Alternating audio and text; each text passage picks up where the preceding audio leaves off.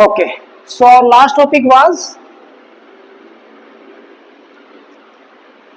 Maxwell's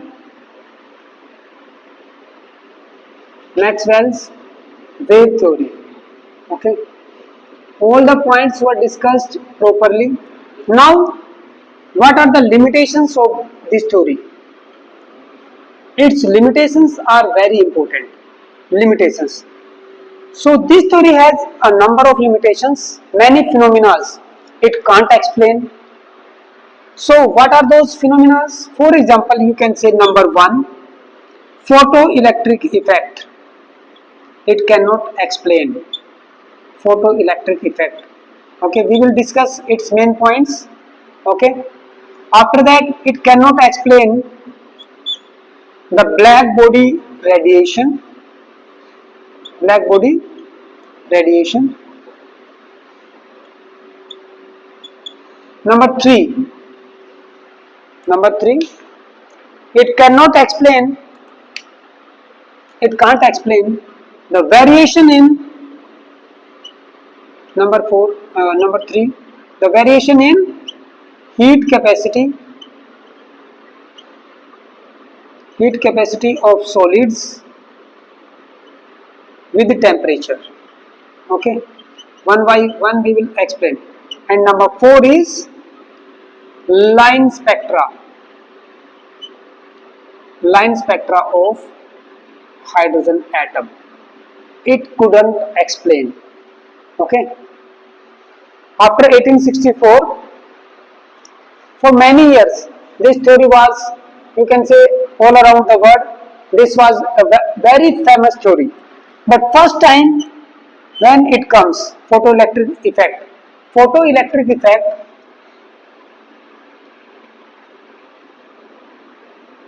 it cannot explain. How? Let us discuss what is photoelectric effect. Normally अगर देखा जाए ना बेटा, इस इफेक्ट को दिया किसी और साइंटिस्ट ने था, ठीक है, वो इसको बता तो गया कि भी देखो ऐसा होता है, ये चीज हो रही है, लेकिन क्यों हो रही है वो उसको एक्सप्लेन नहीं कर पाया। और फोटो इलेक्ट्रिक इफेक्ट को एक्सप्लेन करने वाला था आइंस्टीन, ठीक है। आइंस्टीन ने 1905 में फोटो इलेक्ट्रिक इफेक्ट को अच्छे तरीके से एक्सप्लेन किया। आइंस्टीन फेमस हुआ था किसके लिए पूरे वर्ल्ड में? Einstein was famous for relativity theory, है ना, तो उसकी रिलेटिविटी थ्योरी थी, उसके लिए पूरे वर्ल्ड में वो फेमस हुआ था। ऐसे ऐसे फैक्ट्स थे कि भाई हम टाइम ट्रेवल कर सकते हैं, भूतकाल में भी जा सकते हैं, फ्यूचर में भी जा सकते हैं, क्योंकि जब रिलेटिविटी थ्योरी को उसने पूरा लिखा और उसके अंदर जो मैथमेटिकल टर्म्स आती जा रही थी, तो बेटा टी स्क्वायर की जो वैल्यू है ना, time square was equal to some constant, you can say 1। तो जो टी की जो वैल्यू आती है, अगर मैं टी देखूं तो प्लस माइनस 1 आई। Okay, you can say if it is some constant, मान लो ये कोई कांस्टेंट सी है, तो इसकी वैल्यू क्या होगी?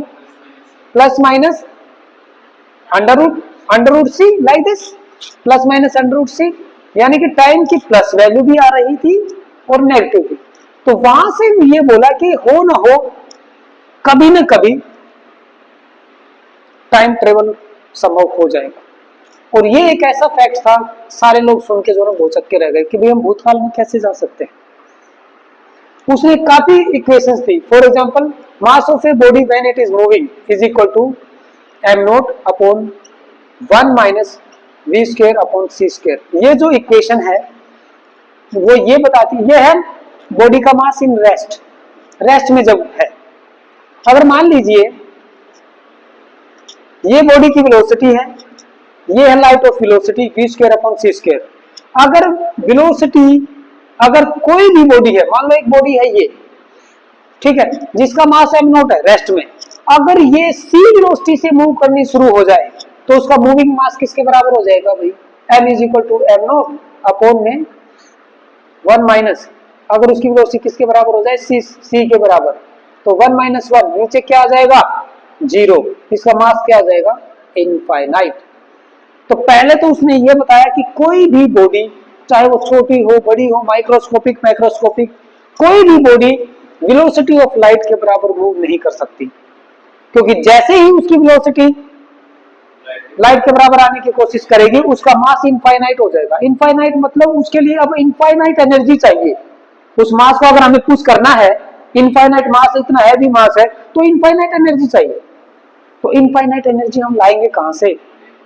अगर मैं सोचूं कि भाई एटम बॉम्ब या हाइड्रोजन बॉम्ब को अगर मैं वहां पे यूज करके मैं किसी पार्टिकल के अंदर इनफाइनाइट एनर्जी भर दूं, ठीक है, तो कम से कम वो पार्टिकल सस्टेन तो करना चाहिए, इतने हाई टेम्परेचर में खत्म ही हो जाएगा, और इतनी इनफाइनाइट एनर्जी मिलेगी ही नहीं उसको। ओके, सो यहाँ पे ऐसा करते करते आइंस्टीन हो गया फेमस, लेकिन फर्स्ट टाइम उसको जब नोबेल प्राइज मिला था तो वो इस इफेक्ट को एक्सप्लेन करने के लिए मिला था।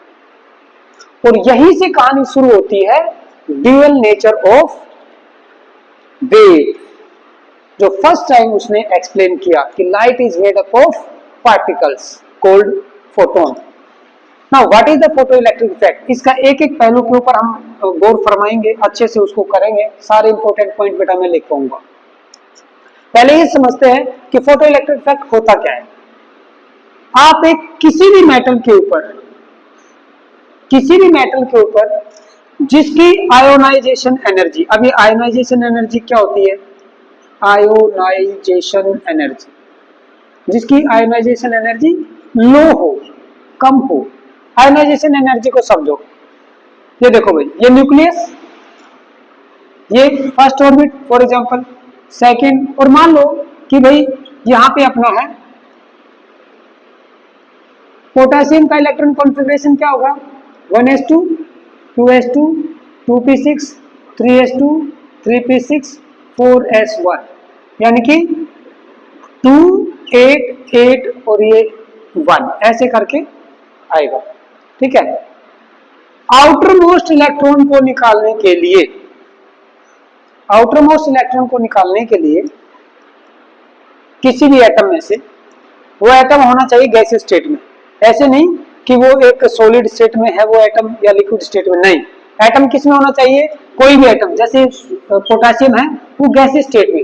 दूसरा, वो आइसोलेटेड होना चाहिए, यानी कि दुनियादारी से बिल्कुल अलग, ठीक है, सेपरेट, किसी दूसरे एटम के इन्फ्लुएंस में नहीं है, वो अकेला एटम है।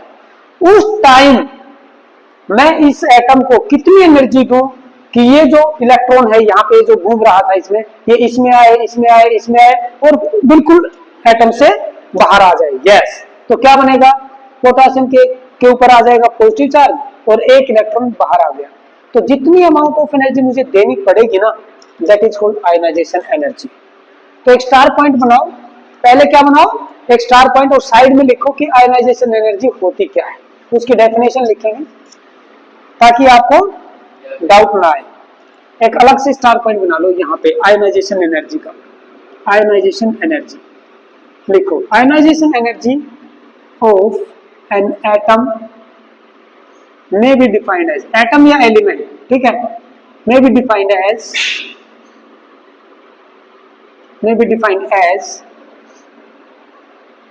the amount of, the amount of energy, the minimum amount, कम से कम एनर्जी से बात बन जाए, है ना, the minimum amount of energy required, energy required to eject outermost electron from isolated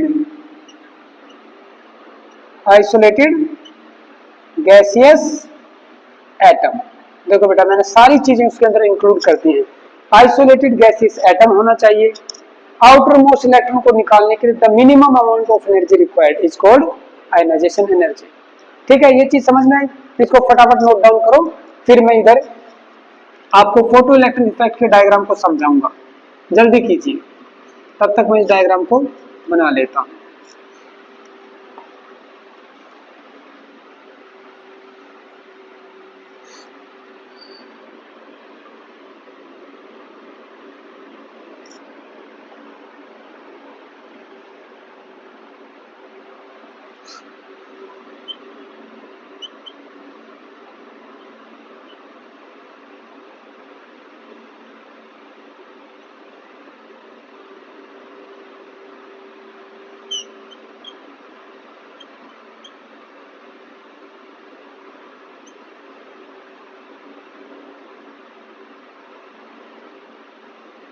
ये वाला पॉइंट भी नोट डाउन करना है। पीरियोडिक टेबल में जैसे आप उधर देख सकते हैं, पीरियोडिक टेबल में बेटा अगर मैं लेफ्ट टू राइट मूव करता हूं तो आयनाइजेशन एनर्जी बढ़ती जाएगी, ठीक है, मतलब इजीली इलेक्ट्रॉन नहीं निकलेंगे। तो इसका मतलब जो बिल्कुल लेफ्ट में जो मेटल है उनका इलेक्ट्रॉन आसानी से निकल सकता है क्योंकि उनकी एनर्जी सबसे कम होगी। और फिर जब हम ऊपर से नीचे की तरफ जाते हैं तो अगेन डिक्रीज हो रही है। तो सबसे मिनिमम आयनाइजेशन एनर्जी किसकी होनी चाहिए? फ्रेंशियम की। लेकिन फ्रेंशियम रेडियो एक्टिव है, उसको हम हैंडल नहीं कर सकते। तो कौन सी ऐसी मेटल है जिसकी आयनाइजेशन एनर्जी मिनिमम होगी और जिसको हम फोटो इलेक्ट्रिक इफेक्ट में यूज कर सकते हैं? उससे ऊपर वाली सीजियम, ठीक है। तो क्योंकि हमें इलेक्ट्रॉन आसानी से निकालने हैं, तो ये है आपकी सीजियम मेटल। ये नोट डाउन हो गया? ये नोट डाउन करो करो करो, कोई नहीं, तब तक मैं इसको बना लेता हूं।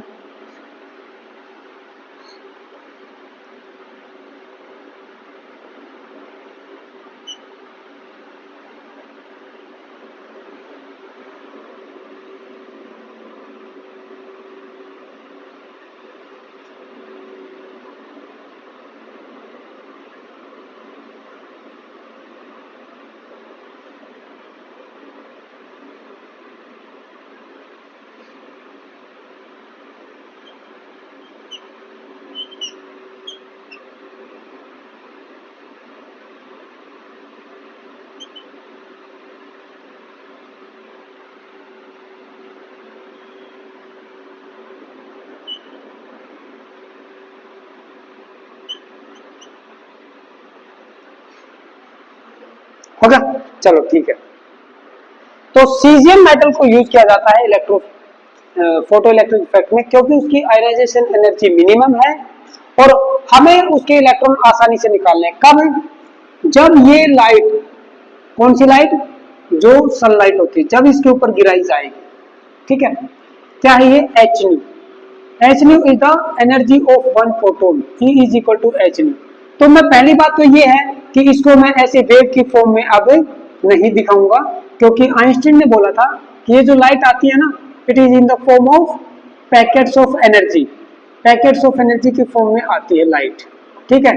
और ऐसे जब ये आती है तो ए वेव इज एसोसिएटेड। आप ऐसे ऐसे न बना के आप इसको ऐसे बना सकते हो, it is like wave but at the same time it is in the form of small packet of energy, okay, and they are not touching to each other, ठीक है। एक फोटोन ये है, एक फोटोन ये, एक फोटोन ये, and each photon is having energy equal to h new.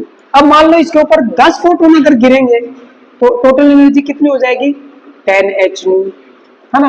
अगर 50 गिरेंगे तो 50 एच न्यू, तो हो जाएगी total energy of the wave incident. और E equal to h nu क्या है? Energy of one photon, right. Photon क्या है? Packet of energy. In case of light this is called photon. कोई दूसरी वेव अगर होगी ना, जैसे गामा वेव या कॉस्मिक या भाई एक्स रेज, उनके केस में हम उसको बोलेंगे पैकेट ऑफ एनर्जी को quantum, that is called quantum in other wave, ठीक है। Packet of energy, packet of energy. In case of light this quantum is called photon, और उस फोटोन की एनर्जी ये होगी। यहां तक समझ में आया? अब क्या होता है कि भाई जब ये फोटोन इसके ऊपर टकराएगा तो जैसे ही टकराएगा वहां पे वो जो उसका एक एटम है वो उस एक एटम को ही एनर्जी देगा। जब वो फोटोन आएगा एटम से ही टकराएगा, ठीक है। इसके अंदर जो एटम है, सीजियम का जो एटम होगा, उस एटम को एनर्जी देगा और उसका जो आउटर मोस्ट इलेक्ट्रॉन है वो उस एनर्जी को लेगा और बाहर आ जाएगा, ठीक है। तो ये इलेक्ट्रॉन आ गया बाहर, यहाँ पे एक और इलेक्ट्रॉन आ सकता है, और आ सकता है, और इन इलेक्ट्रॉन को कौन खींचेगा? ये एनोड खींचेगा। ये इलेक्ट्रॉन इधर जाएंगे, ठीक है, ये इलेक्ट्रॉन इधर जाएंगे, एंड आफ्टर दैट ये करंट अगर मैं इसको जोड़ दूंगा तो ये एमीटर क्या करेगा? उसको रीड करेगा। करंट बढ़ रहा है या घट रहा है? वो हमें इसमें दिखता रहेगा। आइंस्टीन ने क्या किया था, इसकी एक बार तो फ्रीक्वेंसी को चेंज करके देखा, ठीक है, फ्रीक्वेंसी को घटा के बढ़ा के देखा, एक तो ये पढ़ के देखा कि भी फ्रीक्वेंसी के घटाने और बढ़ाने से इसके ऊपर क्या फर्क पड़ रहा है। दूसरा उसने चेंज करके देखा इंटेंसिटी ऑफ लाइट। क्या चेंज करके देखा? Intensity of light. इंटेंसिटी यानी कि बहुत, जैसे एक बार तो थोड़े फोटोन डाले और एक बार बहुत सारे, बहुत ही ज्यादा डाल दिए, ठीक है, तब उसने करके देखा इंटेंसिटी ऑफ लाइट को बढ़ा के देखा, घटा के देखा कि भाई ये बढ़ रहा है या घट रहा है। ये दो इफेक्ट उसने पढ़े। तो जब ये उसने दिया ना ये इफेक्ट, ठीक है, फोटो इलेक्ट्रिक इफेक्ट किसने दिया था? हर्ट्ज ने दिया था। हर्ट्ज के बाद हर्ट्ज उसको एक्सप्लेन नहीं कर पाया, ठीक है, मैक्सवेल थ्योरी से उसको एक्सप्लेन नहीं कर पाया कि ये ऐसा क्यों हो रहा है। मैक्सवेल थ्योरी तो ये कहती है कि जो वेव है ना कंटिन्यूस आती है, ये वेव कंटिन्यूस आती है, तो जो है ना इलेक्ट्रॉन यहां से कंटिन्यूसली निकलने चाहिए। अगर मैं इंटेंसिटी को बढ़ा दूंगा, अगर मैं इंटेंसिटी को बढ़ा दूं तो भी करंट बढ़ना चाहिए, और अगर मैं फ्रीक्वेंसी को बढ़ाऊं, अगर मैं फ्रीक्वेंसी को बढ़ाऊं तो नहीं बढ़ना चाहिए, तो कोई फर्क नहीं पड़ना चाहिए, वो ये कहता है मैक्सवेल, ठीक है ना, क्योंकि फ्रीक्वेंसी का कोई रोल ही नहीं बताया उसने, फ्रीक्वेंसी का कोई रोल ही नहीं बताया। लेकिन आइंस्टीन ने बोला नहीं भाई, इस एक्सपेरिमेंट में जो चीजें यहाँ पे हो रही हैं वो तो वैसे नहीं हो रही है जैसे मैक्सवेल ने बोला था। अब एक एक पॉइंट को हम करेंगे। यहाँ पर इसका सेटअप लिख लो बेटा, पहले आप इस एक्सपेरिमेंटल सेटअप को ले लो। इस मेटल को बनाया गया कैथोड ताकि इसके ऊपर ये इलेक्ट्रॉन आसानी से निकले और पुश हो जाए इस डायरेक्शन में। एक्सपेरिमेंटल सेटअप, एक्सपेरिमेंटल सेटअप, ठीक है, एक्सपेरिमेंटल सेटअप। फिर हम इसको आगे पढ़ेंगे। बनाओ इसको, ये हो गया ना, फिर इसके मेन पॉइंट लिखवाऊंगा ना, तब आपको अच्छे से समझ में आएगा कि सर ये हो क्या रहा है इसके अंदर। बनाओ इसका डायग्राम फटाफट।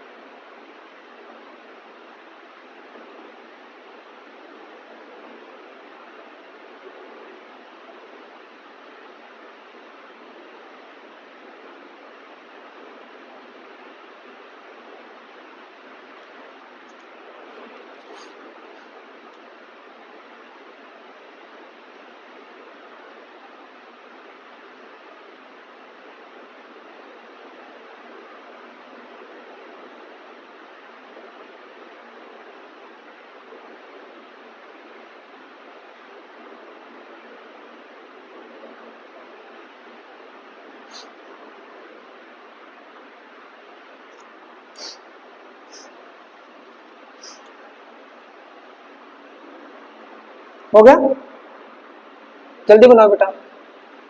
एक्सपेरिमेंटल सेटअप अगर आपको समझ में आ गया है, हम क्या कर रहे हैं इसके ऊपर सनलाइट को फॉल करवा रहे हैं, ठीक है, सनलाइट को फॉल करवाएंगे और ये जो सनलाइट है इन इलेक्ट्रॉन को निकालेगी, ठीक है, इन इलेक्ट्रॉन को निकालेगी, ये एनोड क्या करेगा, इसको अट्रैक्ट करेंगे और ये करंट फ्लो होगा। जब करंट फ्लो होगा तो एमीटर की हेल्प से हम उस करंट की क्वांटिटी को रीड आउट करेंगे, ठीक है।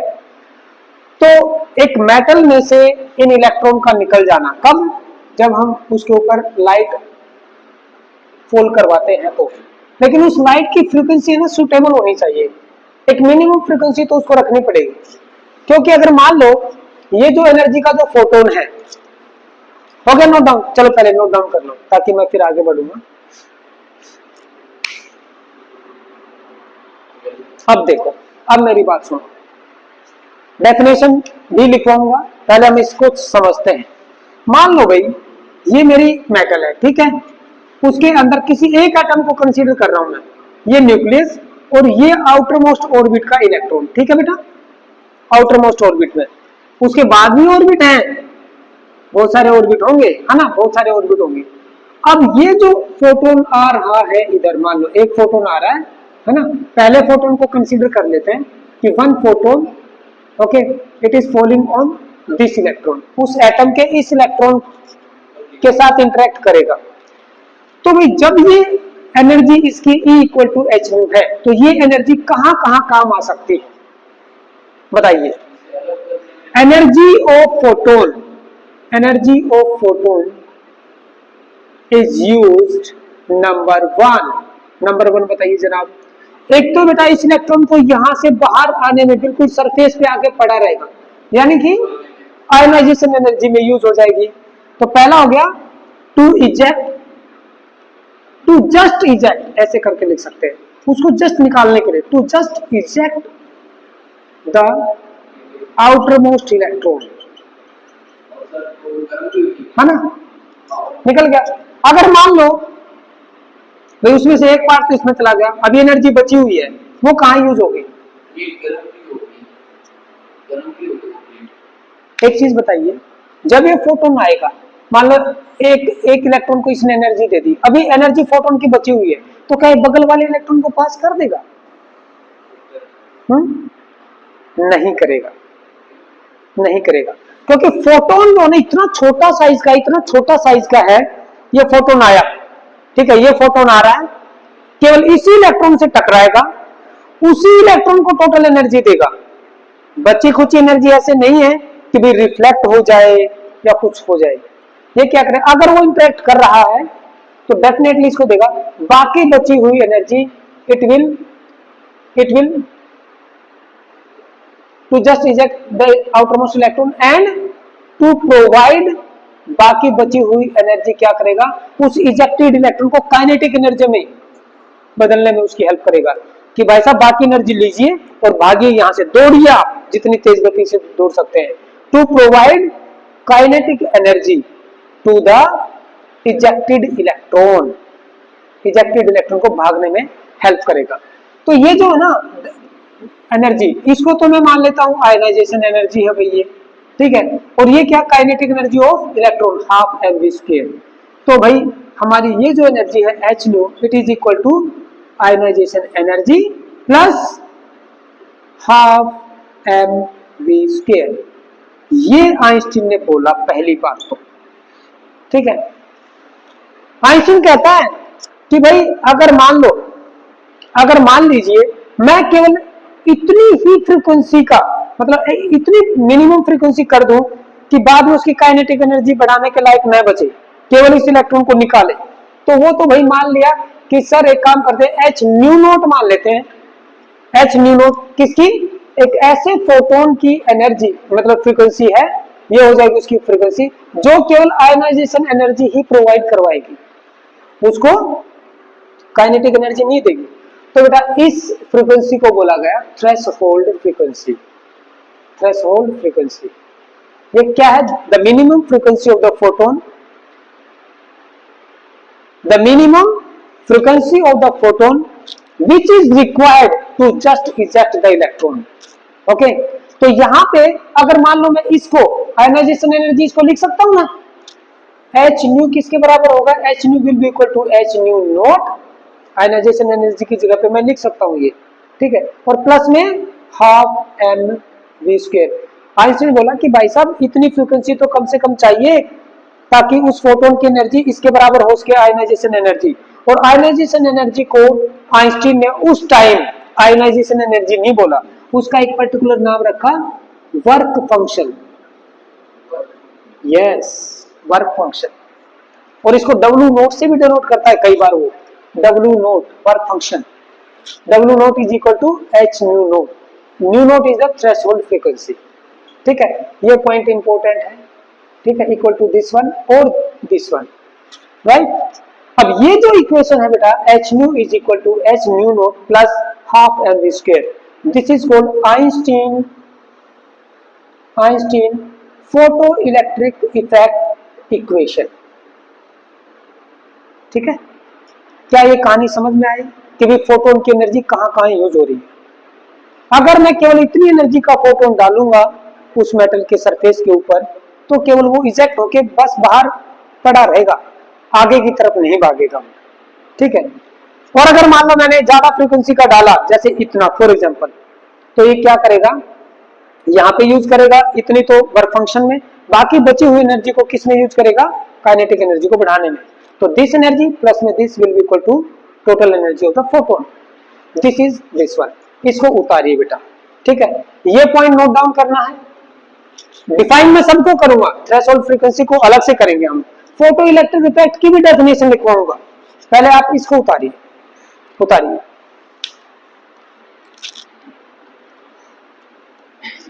समझ में आ रहा है?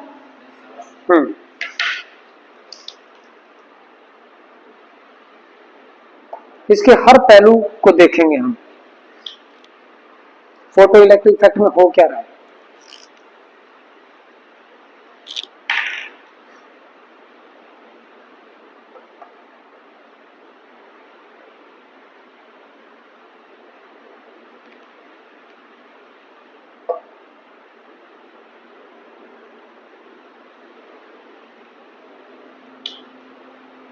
इसके जो न्यूमेरिकल आते हैं ना, बच्चे सोल्व नहीं कर पाते हैं, डेफिनेशन आती है पता नहीं, स्टेटमेंट में क्वेश्चन आते हैं पता नहीं, सर ये है क्या, बस हमें तो इतना पता है कि फोटो इलेक्ट्रिक इफेक्ट के लिए ना आइंस्टीन को नोबेल प्राइज मिला था, इतना पता है बस।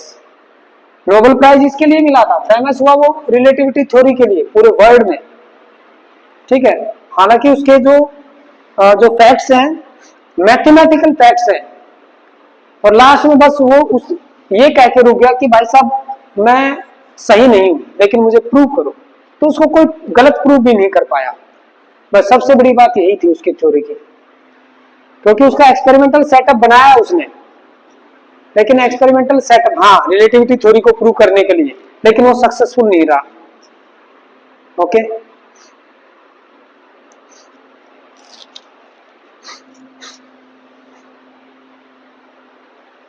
ये जो थ्योरी है बीएससी फर्स्ट ईयर या सेकंड ईयर में आती है, और रिलेटिविटी थ्योरी, तो इसको मैंने पढ़ा है बड़े ध्यान से और बड़े प्यार से। उसके जो कंक्लूजन है ना, उसके जो कंक्लूजन है बहुत ही मतलब सिंपल वे में उसने बताया है। जैसे मान लो ये बॉडी ऐसे लीनियर डायरेक्शन में ऐसे मूव कर रही है ना तेज गति से, तो आपको इसकी लेंथ बढ़ी हुई दिखेगी, आपको इसकी लेंथ ऐसे दिखेगी, बढ़ी हुई लेंथ, मतलब बढ़ जाएगी, ऐसे करके खिंच जाएगी, मतलब ये जिस डायरेक्शन में मूव कर रही है उसकी लेंथ बढ़ जाएगी, और परपेंडिकुलर डायरेक्शन में लेंथ कम हो जाएगी। इसका मतलब ये है कि जो हमारी जो अर्थ है, जब हम इसको दूर से देखते हैं, मान लो मून से देख रहे हैं, तो हमें कैसी दिखनी चाहिए, थोड़ी सी ऐसे खिंची हुई, ऐसे दबी हुई, और ये ऐसे लाइक दिस ऐसे दिखनी चाहिए, है ना, इलिप्टिकल, इलिप्टिकली दिखती है। तो क्या पता ये एक्चुअली स्फेरिकल हो, दिख रही है हमें इलिप्टिकल, लेकिन मानते क्या है, earth is not spherical but it is elliptical.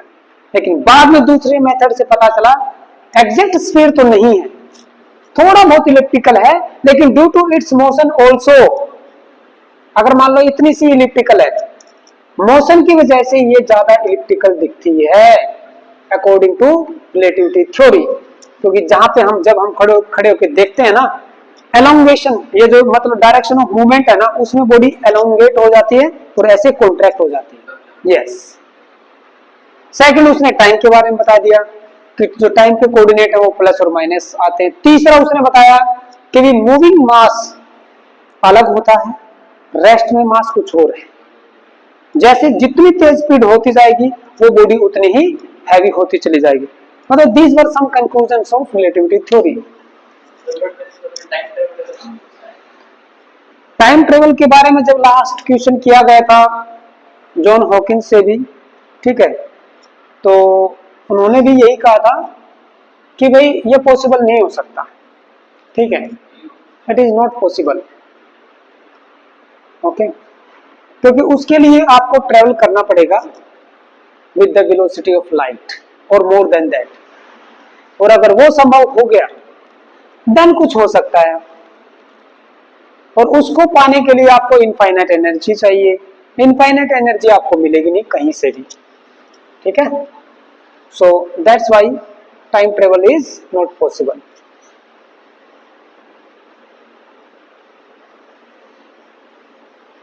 अभी रिसेंटली एक न्यूज़पेपर में खबर आई थी कि जो काफी दो बड़े ब्लैक होल, काफी दो बड़े black hole, black hole theory Hawkins ने दी थी, ठीक है।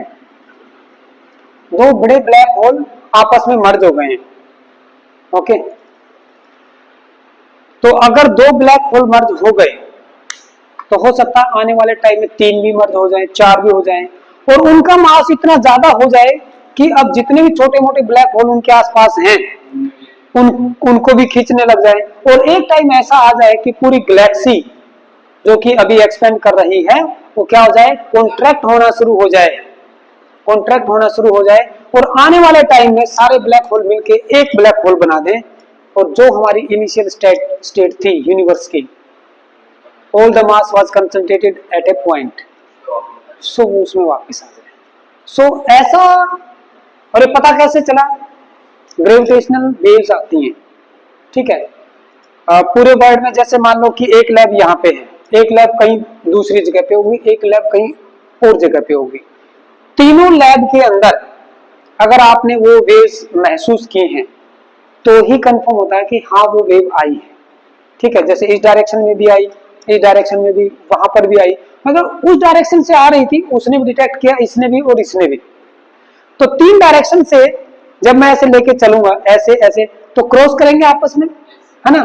तो उस पॉइंट को फाइंड आउट किया गया है यूनिवर्स में कि भाई वहां से लगभग वहां से आई है, और वहां पे जब देखा गया तो पहले से, क्योंकि उनकी थ्योरी चलती रहती है, तो उसके नियर बाई में 2 होल थे ब्लैक होल, और अब वहां पे एक था, तो उससे कंफर्म हुआ कि भाई मर्ज हो गए हैं, ओके। हो गया बताइए। सो साइंस जिस तरीके से आगे बढ़ रही है, आने वाले 100 साल में, 200 साल में क्या होगा, नोबडी नोस, ओके। क्या हो सकता है आदमी गायब होने लग जाए, माइक्रोस्कोपिक पार्टिकल को, जो छोटे पार्टिकल होते हैं, बिना एक्चुअल मूवमेंट के किए उसको डिसअपियर कर दिया, और फिर वो यहाँ पे अपीयर हो गया, disappearing of some particle, appearing this particle for the microscopic only it is possible now, इसीलिए उस पार्टिकल का नाम रखा गया है God particle. Yes, scientist are successful, God particle. और उसका जो दूसरा नेम है that is Higgs boson particle. Yes, Higgs boson particle, right. लेकिन अभी वो इतने में ही सक्सेसफुल हुए हैं माइक्रोस्कोपिक पार्टिकल को। एक टाइम ऐसा भी आ सकता है कि भाई 4 पार्टिकल एक साथ, फिर एक ऐसा टाइम आ सकता है कि थोड़ा सा बड़ा पार्टिकल है उसको डिसअपियर कर दिया, ओके। इसको बोलते हैं टनलिंग थ्योरी, टनलिंग, है ना। बिना एक्चुअल मूवमेंट के, भाई एक टनल में से उसको क्रॉस होना था, ठीक है, बिना एक्चुअल मूवमेंट के यहां से डिसअपियर हो गया और वहां पे अपीयर हो जाए, ओके। तो माइक्रोस्कोप, क्या बेटा, हाँ। अब जो बीच का जो टनल, बीच भाई प्रोबेबिलिटी के ऊपर है बेटा। जब किसी भी पार्टिकल की एनर्जी, किसी भी पार्टिकल की एनर्जी जितनी ज्यादा बढ़ती जाएगी ना, उसके अंदर क्वांटम नेचर बोलते हैं ना किसी भी पार्टिकल की। भाई अगर मैं क्लासिकल थ्योरी को लेकर अगर मैं उसकी मोशन को एक्सप्लेन करता हूं तो मैं बोलूंगा कि क्लासिकल पार्टिकल है ये, क्लासिकल मैकेनिक्स को यूज करके मैंने उसकी मोशन को एक्सप्लेन किया।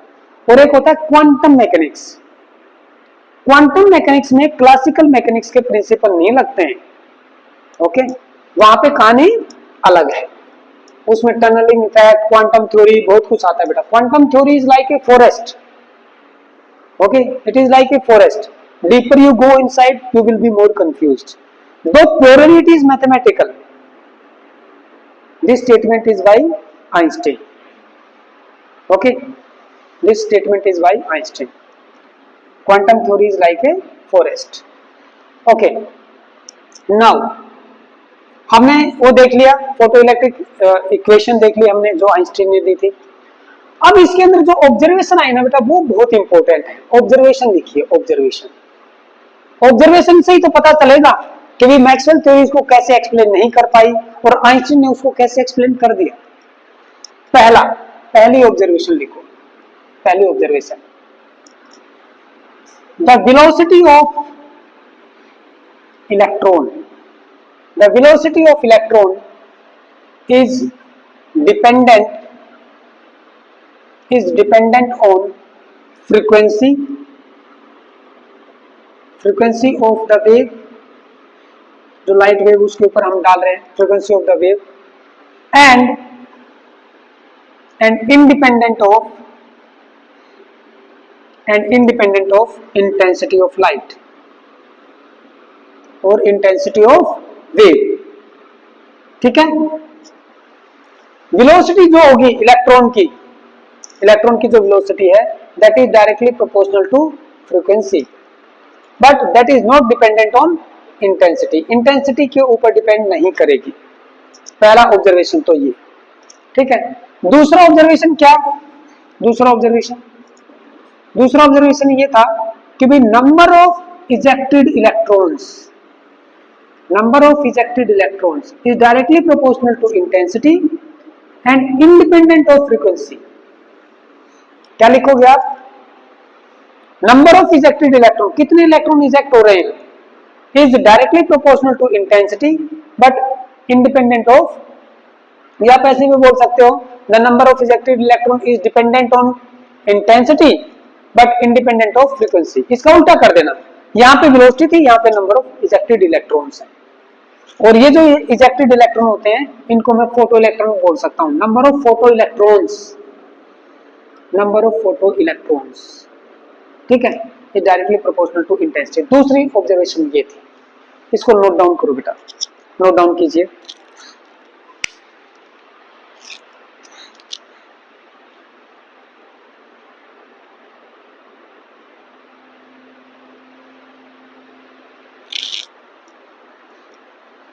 ये नोट डाउन करो।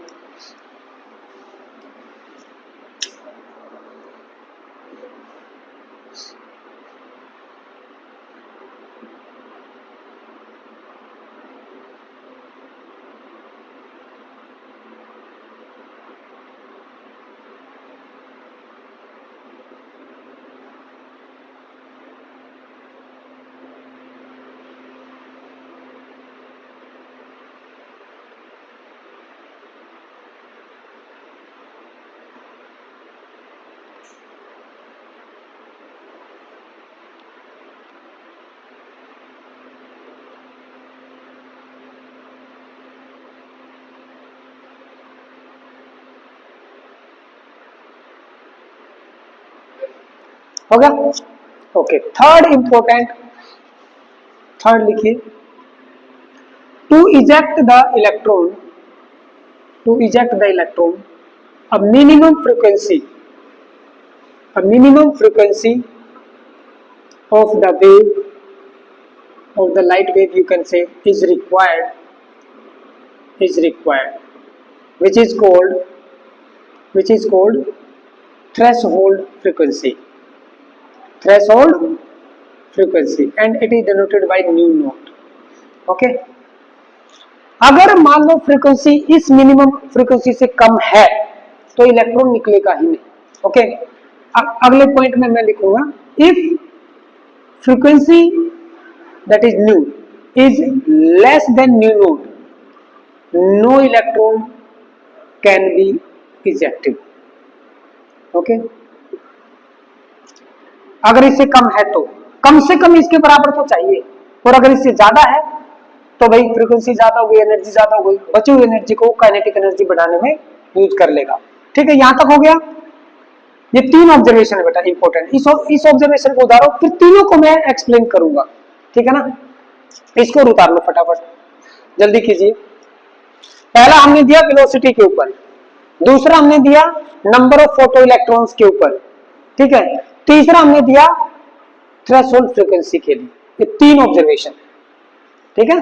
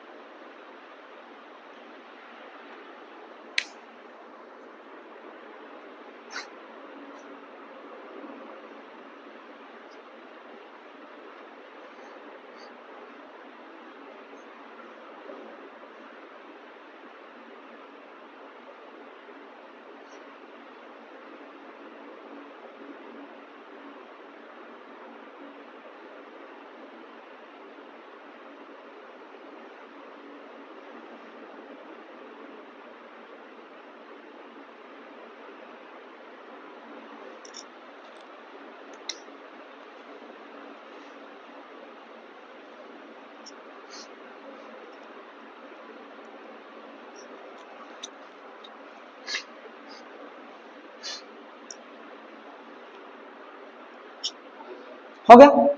अब देखो, अब लिखो how the Maxwell wave theory was not able to explain the photoelectric effect। Photoelectric effect की जो ऑब्जर्वेशन आई उनको वो एक्सप्लेन नहीं कर सकी। जैसे कि ये वाले, देखो भाई, अगर ये वाले इसी ऑब्जर्वेशन से शुरू करते हैं, ये वाले ही, अगर मैं उसकी वेव थ्योरी को मानूं, ये मेरा सीजियम मेटल, उसके अंदर ये न्यूक्लियस एक एटम की, ये वो एटम है, ठीक है, और ये आउटर मोस्ट इलेक्ट्रॉन है यहाँ पे। ये देखो, अगर मान लो मैं मैक्सवेल की वेव थ्योरी को मान लेता हूं, तो वो वेव थ्योरी तो ये कहती है एनर्जी इज कंटिन्यूसली एब्जॉर्ब और इमिटेड बाय ए सोर्स। तो भाई ये जो इलेक्ट्रॉन है, ये जो एटम है, ये जो एनर्जी आ रही है, चलो पहले 1 सेकंड में 1 जूल आई, अगले में 4 जूल, 5 जूल, 6 जूल, 7 जूल, मतलब एक टाइम ऐसे आएगा कुछ टाइम के बाद में कि भाई इसको तो सफिशिएंट एनर्जी मिल गई, डब्ल्यू नॉट आयोनाइजेशन एनर्जी मिल जाएगी इसको। तो अगर मैं इस बात को मानूं तो कि भी कंटिन्यूसली एनर्जी आ रही है, भाई पहले सेकंड में हो सकता है थोड़ी सी एनर्जी आए, फिर 2 सेकंड 3, अरे भाई कुछ टाइम के बाद में इसकी एनर्जी तो इक्वल टू दिस वन हो जानी चाहिए ना। So if energy is absorbed continuously, then for every frequency, चाहे मैं ये फ्रीक्वेंसी न्यू नोट रखूं, चाहे मैं इससे लेस रखूं, चाहे मैं इससे ग्रेटर रखूं, कुछ भी इसकी वैल्यू रखूं, for all the frequency the energy will be accumulated and that energy can be used by the electron for the ejection। so it must be possible। लेकिन ऐसा तो नहीं हुआ। जब न्यू नोड से कम फ्रीक्वेंसी डाल के देखी गई ना, तो फोटो इलेक्ट्रॉन इजेक्ट नहीं हुए। कैसे पता चला आइंस्टीन को? वो जो सेटअप के अंदर वहां पे एमीटर लगा रखा है ना, उसकी निडल 0 पे ही पड़ी रही, ठीक है। उसने फ्रीक्वेंसी थोड़ी सी बढ़ाई, नहीं बढ़ी, थोड़ी सी और बढ़ाई, नहीं आया। जैसे ही ये न्यू नोट पे आया ना, तो उसने देखा कि भाई साहब अब तो जो ना न्यू नोट से जैसे ही थोड़ा सा ज्यादा किया, तो जो ना इलेक्ट्रॉन बाहर निकले, थोड़ी सी एनर्जी मिली होगी, जैसे इसे मान लो स्लाइटली ग्रेटर देन मैंने ये डाली, तो वो इलेक्ट्रॉन एनोड तक पहुंच गए। एनोड तक पहुंचेंगे तो फ्लो होंगे, एमिटर क्या देगा? डिफ्लेक्शन देगा। लेकिन वो जो डिफ्लेक्शन होगा, हो सकता है कि भाई यहाँ पे 0 हो सकता है, भाई फॉर एग्जाम्पल 1 एम्पियर हो, स्मॉल करंट मान लेता हूं। फिर क्या किया आइंस्टीन ने? फ्रीक्वेंसी को बढ़ाया और बढ़ाया, ठीक है ना, इससे और ज्यादा किया, ठीक है, तो देखा कि भाई थोड़ा सा करंट बढ़ गया, ठीक है, और ज्यादा बढ़ाया तो और बढ़ गया। तो इसका मतलब क्या था? इसका मतलब ये था कि वो जो इलेक्ट्रॉन निकला था वहां पे कम न्यू नोट पे, तो निकल के वहीं पे सरफेस के ऊपर पड़ा है, ठीक है ना। यहाँ पे पॉजिटिव जो प्लेट है हमारी, वो इंतजार कर रही थी कि भाई साहब आप तो सरफेस पे ही पड़े हो, मैं आपको कैसे खींचूं इतनी दूर से, है ना। ये नेगेटिव प्लेट है, नेगेटिव प्लेट सीजियम वाले। जैसे ही न्यू नोट से थोड़ा सा ज्यादा किया, इसको एनर्जी मिली, काइनेटिक एनर्जी में तब्दील हुआ और ये चलने लग गया। जैसे ही चला, इसके उसमें आया, इधर से पुश कर रहा है नेगेटिव चार्ज, इधर से अट्रैक्ट कर रहा है, ये पहुंच गया यहाँ तक और करंट फ्लो हो गया। ओके, तो भाई मैक्सवेल थ्योरी के अकॉर्डिंग तो मैं थ्रेशोल्ड फ्रीक्वेंसी की कॉन्सेप्ट को एक्सप्लेन ही नहीं कर सकता, क्योंकि इजेक्शन हर फ्रीक्वेंसी पे हो जाएगा इसके अकॉर्डिंग तो, क्योंकि एनर्जी धीरे धीरे अकोमुलेट हो जाएगी अगर कंटिन्यूसली एब्जॉर्ब कर रहा है तो, अकॉर्डिंग टू दिस। तो लिखो पहला point, first according to Maxwell theory,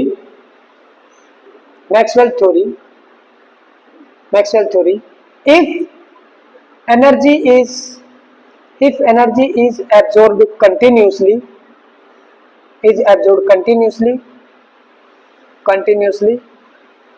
by the surface of metal, okay, by the surface, then energy will be accumulate होती जाएगी, will be accumulated and after some time when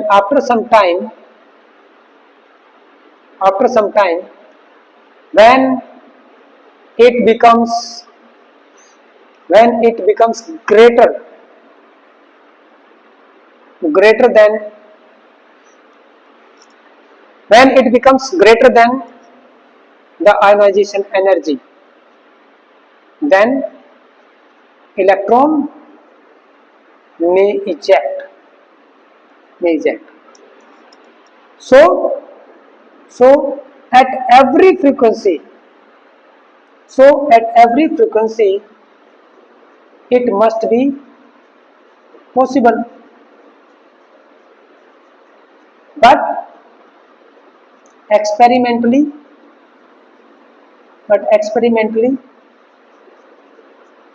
it is wrong. Experimentally तो हमने देखा है कि minimum frequency होनी चाहिए, उसके नीचे अगर हम फ्रीक्वेंसी कितनी भी डालते रहे उसके ऊपर, इजेक्ट नहीं होगा। जबकि इसके अकॉर्डिंग तो हम कितनी भी फ्रीक्वेंसी डालें, भाई मान लो एक बार मैंने फ्रीक्वेंसी ले ली 5 हर्ट्ज की, और एक बार मैंने ली 20 हर्ट्ज, और एक बार मैंने ली 1 हर्ट्ज। भाई 120 हर्ट्ज की डालूंगा तो हो सकता है 3 मिनट में उतनी एनर्जी मिल जाए, चल देगा। 5 हर्ट्ज की डालूंगा हो सकता है 10 मिनट लेगा, लेकिन निकलेगा। 1 हर्ट्ज लूंगा, अकुमुलेट होती जाएगी, ज्यादा टाइम लेगा, मान लो कि 40 मिनट ली, निकल जाएगा। तो हर फ्रीक्वेंसी पर निकल जाएगा, ऐसे देखे तो। लेकिन फोटो इलेक्ट्रिक इफेक्ट के एक्सपेरिमेंट में देखा गया, एक ऐसी फ्रीक्वेंसी है जिसमें नीचे अगर करूं ना तो कितनी ही देर तक मैं उसको डालता हूं, 2 घंटे, 10 घंटे, 20 घंटे, इलेक्ट्रॉन इजेक्ट नहीं होगा। तो ये थ्रेशोल्ड फ्रीक्वेंसी की कॉन्सेप्ट है, उसको एक्सप्लेन नहीं कर पाया। सेकंड में चले, फर्स्ट वाला हो गया, सेकंड देखो बेटा। सेकंड जो हमारी ऑब्जर्वेशन है कि भाई velocity of an electron is directly proportional to frequency and independent of intensity. कई बच्चों को यह पता नहीं होता कि what is the intensity of light. तो मैं आपको यहां पे एक चीज बताना चाहूंगा, जैसे मान लो एक लाइट सोर्स है, ठीक है, ऐसे एक लाइट सोर्स है, उसमें से ऐसे लाइट निकल के आ रही है। जैसे मान लो ये एक लाइट सोर्स है सामने, ये जो है, ठीक है। अब इसमें से कितने नंबर ऑफ फोटोन आ रहे हैं पर यूनिट एरिया, यानी कि इंटेंसिटी किसके बराबर होगी, number of photon coming out of that area, जो लाइट उसमें से आ रही है, divided by total area of the surface. Number of photon per unit area is the intensity. Okay, this is the intensity. अब मान लो उस पर यूनिट एरिया से number of photon मान लो आ रहे हैं 10 फोटोन 1 मीटर स्क्वायर एरिया से आ रहे हैं, और एक बार आ रहे हैं मान लो 50 फोटोन। इंटेंसिटी किस में ज्यादा होगी, इस केस में, है ना। इसको हम बोलते हैं कि भाई जो लाइट है ना, लाइट की इंटेंसिटी बहुत ही कम है, ऐसी धुंधली लाइट आ रही है, और जब फोटोन ज्यादा है तो हम बोलेंगे एकदम ब्राइट लाइट आ रही है, तो उस टाइम पर यूनिट एरिया से नंबर ऑफ फोटोन ज्यादा आ रहे हैं, इंटेंसिटी ज्यादा है। सेकंड थिंग, एक तो ये चीज हो गई, I इज इक्वल टू, ये पॉइंट नोट डाउन करना, number of photons per unit area. Okay, ये इसकी फिजिकल डेफिनेशन। जो हमारी वेव होती है, कोई भी लाइट वेव, उसका ये एम्पलीट्यूड होता है, intensity is always directly proportional to amplitude का स्क्वायर। अगर किसी वेव का एम्पलीट्यूड मान लो मैंने 2 रखा फॉर एग्जांपल, तो इंटेंसिटी डायरेक्टली प्रोपोर्शनल टू 2 का स्क्वायर हो जाएगी। अब मान लो मैंने इसको 2 गुना बढ़ा दिया, ठीक है, ये तो हो गई 4। अगर मान लो इसको मैंने एम्पलीट्यूड को 2 गुना बढ़ा दिया, मतलब 4 कर दिया, तो 4 का स्क्वायर कितना आया, 16। कितने गुना बढ़ जाएगी, एम्पलीट्यूड को डबल किया, इंटेंसिटी 4 गुना बढ़ेगी। तो intensity is directly proportional to A square. एक ये पॉइंट, कहीं पर भी एक छोटा सा स्टार पॉइंट बना के आप नोट डाउन कर लीजिए, I is directly proportional to amplitude square. ये न्यूमेरिकल में काम आता है, ये न्यूमेरिकल में कहीं ना कहीं काम आएगा। अब देखिए मैक्सवेल थ्योरी के अकॉर्डिंग, मैक्सवेल इस चीज को एक्सप्लेन ही नहीं कर पाया। क्यों नहीं कर पाया, देखो भाई, आइंस्टीन की जो इक्वेशन है h nu equal to h nu naught plus half m v square, this is a constant value, threshold frequency constant value होगी। इसको इधर ले आओ, h nu minus h nu naught equal to half m v square. इसमें से h constant ले लो, बाहर ले लो, nu minus nu naught equal to half m v square. 2 से मल्टीप्लाई करो, m से divide, 2h nu minus nu note divided by m, और उसका ले लेंगे अगर हम अंडर रूट, तो किसके बराबर हो जाएगा, वेलोसिटी ऑफ इलेक्ट्रॉन। इतनी वेलोसिटी होगी उस इलेक्ट्रॉन की, ठीक है। वो जो है इसके अकॉर्डिंग तो ये कांस्टेंट m क्या है, mass of electron, moving electron, h is constant, तो डायरेक्टली प्रोपोर्शनल है कि नहीं, velocity is directly proportional to under root of nu, मतलब डायरेक्टली प्रोपोर्शनल ही है ना। तो आइंस्टीन ने तो इसको प्रूव कर दिया, लेकिन मैक्सवेल थ्योरी के पास में कोई जवाब नहीं था कि भाई ये क्यों बढ़ रही है, फ्रीक्वेंसी बढ़ाने से हम कैसे उसको एक्सप्लेन कर दें, है ना, फ्रीक्वेंसी बढ़ाने से कैसे बढ़ेगा, तो उसके पास कोई जवाब नहीं था। तो मैथमेटिकली उसने ये प्रूव किया। दूसरा, फिजिकल एक्सप्लेनेशन क्या दी, फिजिकल एक्सप्लेनेशन ये थी बेटा कि भाई मतलब फिजिकली आप बोल सकते हो एक्सपेरिमेंटली, जब ये इलेक्ट्रॉन इस प्लेट से निकलता है यहां से, ठीक है, इस प्लेट से जब निकलता है और इस प्लेट तक पहुंचता है, तो एक्चुअल में चार्ज जो फ्लो कर रहा है आई किसके बराबर होता है, चार्ज पर यूनिट टाइम ना, charge flowing in unit time पूरे सर्किट में। अब ये जो चार्ज जो फ्लो हो रहा है, ये तो मान लिया कि मैं एक इलेक्ट्रॉन को कंसीडर कर लेता हूं, एक इलेक्ट्रॉन पे जितना चार्ज उतना चार्ज, ठीक है, एक इलेक्ट्रॉन पे चार्ज ले लिया मैंने जितना भी होता है, चलो 1.6 इंटू 10⁻⁻19 कूलम। अब इस टाइम को देखते हैं, टाइम को, एक तो ये इलेक्ट्रॉन यहां से यहां फ्लो करने में, यहां से मान लो कि 2 सेकंड ले, और एक वही इलेक्ट्रॉन लेता है 10 सेकंड, टाइम किसमें ज्यादा लगा, इसमें टाइम ज्यादा, तो करंट की वैल्यू क्या आएगी, तो यहाँ पे ये जो एमीटर जो लगा रखा है, माई बाप, ये जो है ना, ये एमीटर की जो नीडल है वो एक बार तो ज्यादा करंट शो करेगी और एक बार कम शो करनी चाहिए। तो उसने फ्रीक्वेंसी को बढ़ा के देखा तो ये बढ़ के आ रहा था, ये बढ़ के आ रहा था, ये जो करंट है यहाँ पे मैथमेटिकली वो ये बोलता है कि ये होगा, मैं वैल्यू भी फाइंड आउट कर दूंगा, उसने इलेक्ट्रॉन भागते हुए इलेक्ट्रॉन की वैल्यू भी निकाल दी और दुनिया को दिखा दिया यहाँ पे एमीटर में, देखो भाई मैं फ्रीक्वेंसी को बढ़ा रहा हूं, ऐसा हो गया। फिर उसने क्या किया, इंटेंसिटी को, फ्रीक्वेंसी रखी उतनी, फ्रीक्वेंसी उतनी है फोटोन की, उसने इंटेंसिटी को बढ़ा के देखा, देखा तो यहाँ पे जो है ना, यहाँ पे अब बताइए यहाँ पे डिफ्लेक्शन बढ़ेगा या घटेगा, करंट का डिफ्लेक्शन बढ़ेगा कि नहीं, क्यों, देखो ये चीज तो बिल्कुल एग्जैक्ट है कि जो वेलोसिटी ऑफ इलेक्ट्रॉन है ना वो इसके ऊपर डिपेंड नहीं करेगी, लेकिन यहाँ पे क्या है, हाँ देखो यहाँ पे अगर इस स्टेटमेंट को देखा जाए, इस स्टेटमेंट को देखा जाए तो एक इलेक्ट्रॉन, मान लो एक फोटोन गिरा, एक फोटोन से एक इलेक्ट्रॉन बाहर आ गया, दूसरा फोटोन गिरा और उससे एक इलेक्ट्रॉन और बाहर आ गया, ठीक है, तो वेलोसिटी तो चेंज हो नहीं रही। अगर मैं इंटेंसिटी को बढ़ाऊं और फ्रीक्वेंसी को चेंज न करूं तो वेलोसिटी चेंज नहीं हो रही, सारे इलेक्ट्रॉन उसी वेलोसिटी से, है ना, v वेलोसिटी से, मान लो ये भी उसकी उसी वेलोसिटी से, ये भी, और इसकी तरफ बढ़ रहे हैं एनोड की तरफ। लेकिन आप ये देखिए जनाब, ये जो करंट है वो तो Q/T, टाइम तो अभी उतना ही ले रहे हैं सारे, लेकिन चार्ज बढ़ गया अभी, इस प्लेट को मिलने वाला चार्ज, पहले तो एक ही इलेक्ट्रॉन आ रहा था, इंटेंसिटी कम थी, लेकिन अगर मान लो मैंने इंटेंसिटी बढ़ा दी तो समझो कि 3 फोटोन जाके टकरा रहे, 3 इलेक्ट्रॉन, तो चार्ज बढ़ गया, तो यहाँ पे डिफ्लेक्शन आएगा अब की बार भी आएगा। लेकिन आइंस्टीन बोला कि आप लोग ये मत समझना कि भी इंटेंसिटी बढ़ी तो इसकी वेलोसिटी बढ़ी, नहीं, वेलोसिटी के ऊपर नहीं, ये जो ना टाइम चेंज होने से करंट नहीं बढ़ा है, अब की बार इसकी वजह से बढ़ा है। तब जाके उसने ये बात लिखी थी कि भाई साहब ये जो ऑब्जर्वेशन आ रही है इसमें कहीं पर भी वेलोसिटी की ये जो आ रही है ना एक्सप्रेशन, इसमें कहीं पर भी इंटेंसिटी नहीं है, it is independent of him. तो साइंटिस्ट बोले कि फिर ये क्या हो रहा है, वो बोला कि देखो करंट जो है ना 2 चीजों के ऊपर डिपेंड करता है, केवल टाइम पे नहीं कि भी इलेक्ट्रॉन जल्दी पहुंच जाए, टाइम कम ले तो करंट बढ़ जाएगा, वो तो हो रही है उसकी वजह से, लेकिन अब की बार क्यों बढ़ने से, इंटेंसिटी बढ़ रही है तो नंबर ऑफ फोटोन बढ़ गए, नंबर ऑफ फोटोन जब मैंने एक फोटोन एक इलेक्ट्रॉन को निकालता है, एक फोटोन एक इलेक्ट्रॉन को निकालेगा, एक के साथ ही वो जो भी अपनी एनर्जी देगा वो एक को ही देता है, ठीक है ना। तो मैक्सवेल थ्योरी के पास कोई जवाब नहीं था इस चीज का, दैट वाज नॉट एबल, वो पहले ही फैक्ट को नहीं कर पाई तो दूसरे फैक्ट को क्या करे, है ना।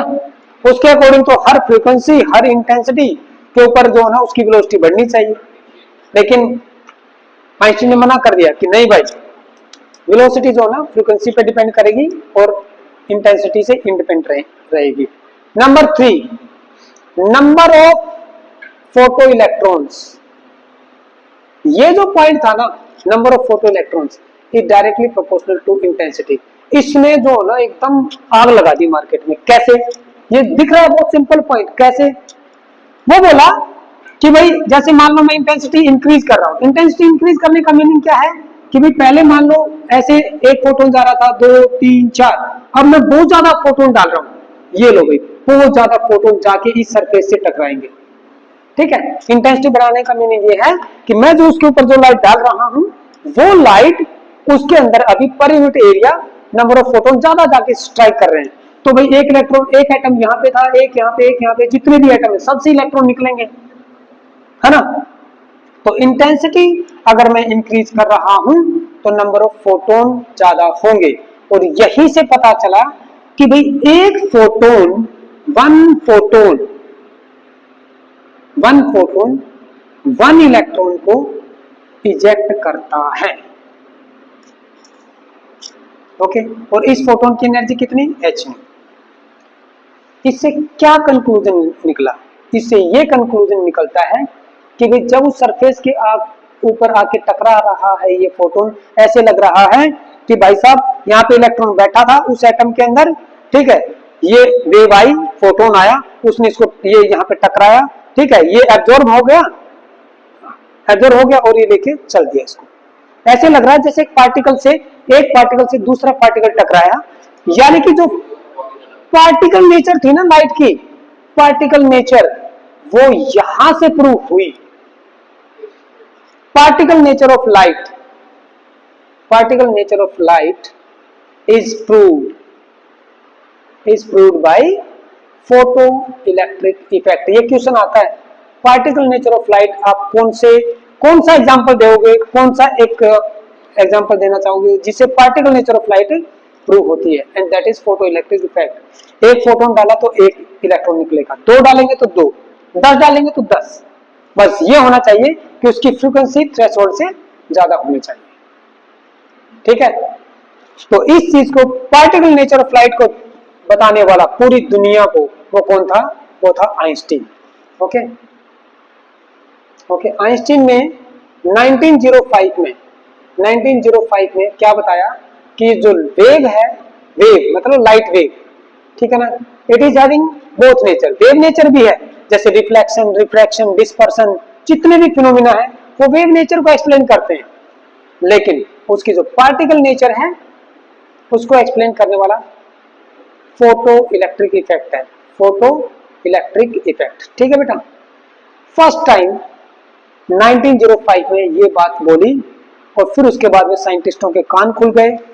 ठीक है, फिर जैसे आपका डी ब्रोगली आया, है ना, हेजनबर्ग आया, ओके, और श्रोडिंगर आया, उन सब ने फिर क्वांटम थ्योरी को बिल्डअप करना शुरू किया इस बेस के ऊपर, पार्टिकल नेचर के ऊपर, कि light is made of particle having dual nature.